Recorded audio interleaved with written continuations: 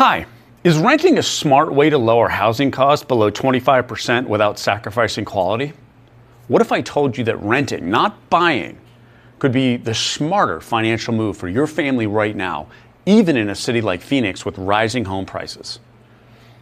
If you want strategies that help real families get ahead without sacrificing quality of life, go ahead and subscribe to my channel. This is all about practical financial peace.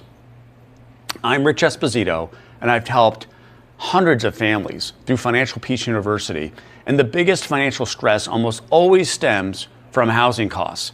Because when housing costs are more than 25% of your income, everything else gets squeezed. We've all heard renting is throwing money away, or you'll miss out on appreciation.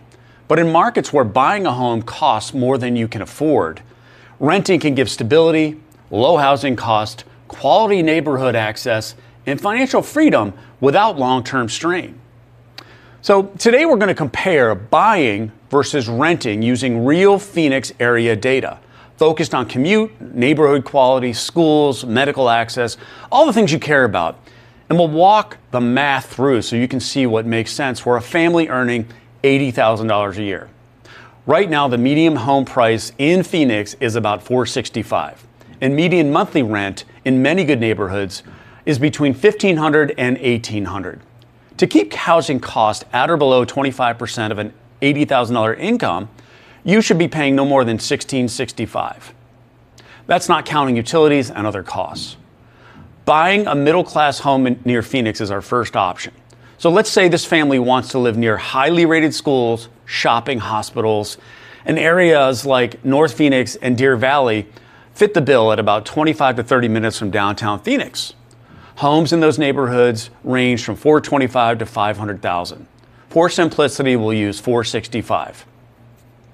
With a 650 credit score, interest rates right now are not low. Let's assume 6.87%, which is pretty realistic today. So here's the math for a typical 30-year mortgage, which I don't recommend. $465,000, down payment is $46,500, your loan is $418,000. So your monthly principal and interest alone would run roughly $2,780 before property taxes, insurance, HOA, repairs. And when you add those in, your total monthly housing cost is $3,300 to $3,500 a month. That's 41 to 44% of your gross income, way more than 25%. Well, now you might be thinking, but what about price appreciation? Well, hang on a second. We'll get to that in a minute. Option B, renting within reach of quality neighborhoods. So here's our example. For a quality rental within an hour drive of Phoenix or less that still offers solid schools, grocery, parks, and reasonable commutes, you might consider Deer Valley, 30 to 40 minutes out of downtown, $1,500 a month. North Phoenix, about 30 minutes away, about $1,600 a month. West Phoenix, Glendale, 35 to 45 minutes away, again, about $1,500 a month. So all this is from Realtor.com.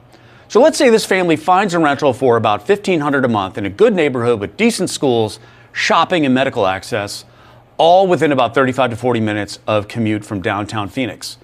That's 22 to 23% of their income, well within the guidelines, and still stays in the guidelines with utilities, renters insurance, etc. So, according to lots of sources, Phoenix, their home prices are kind of cooling but are still high.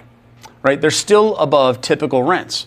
So in Arizona, also tenants no longer pay rental taxes. So they save 30 to 40% a month in typical rents thanks to new local law.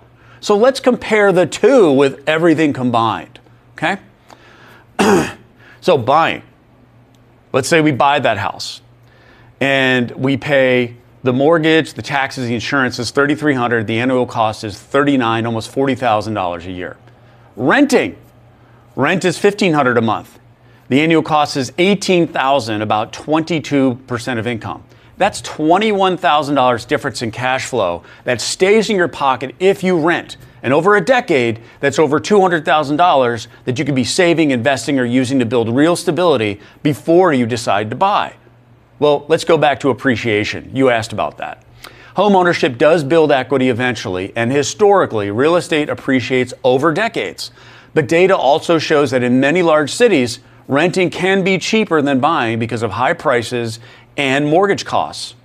A 2025 Redfin analysis shows the income needed to buy in Phoenix is 68% higher than what you need to rent, meaning rent's a lot cheaper.